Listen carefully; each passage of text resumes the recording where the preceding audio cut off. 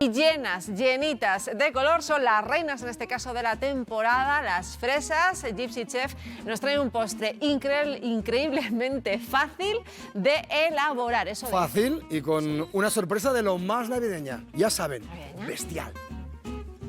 Amigas de España Directo, atentas a lo que se viene hoy porque es un locurón increíble y sobre todo, espera al final porque vas a flipar. Vamos a usar recuit de drap, que es un requesón típico de l'Empordà, de Cataluña. Es un queso fresco, muy suave y súper cremoso. Vas a colocar el recuit en un plato y vas a coger fresas. Estas son fresones de Huelva, buenísimos, y los vas a cortar en trocitos más o menos de este tamaño. Y cuando tengas la fresa, vas a coger el recuit y lo vas a ir aplastando y estirando por el plato. Y en esos huequitos que van quedando, vas a ir colocando trocitos de fresa. Y cuando tengas las fresas, vas a coger un poquito de sal mínimo y se lo vas a echar por encima. Esto va a ayudar que el sabor de las fresas se vaya a la luna.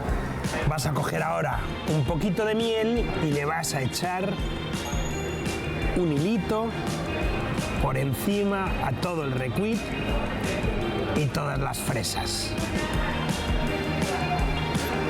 Hasta aquí pueden ser unas fresas con queso y miel bastante normales. Y es ahora donde viene el punto friki que va a volarte los pelos. Vamos a volver a darle vida a esa tableta de turrón que lleva 3 años en tu casa. Sí, sí, estás escuchando bien. Turrón del blando. Vas a coger un trocito y vas a desmigarle por encima al recuit y a las fresas. Atrévete a probarlo porque esta combinación es verdaderamente increíble. Termínalo con unas hojitas de menta que van a dar un toque fresco y lo tienes. Fresas con requesón y turrón. Sí, sí, el postre imposible.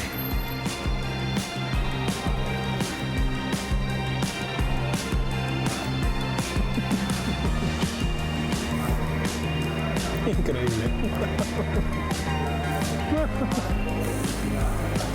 ¡Guau!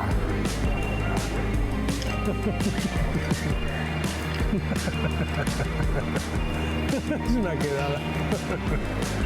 Está buenísimo.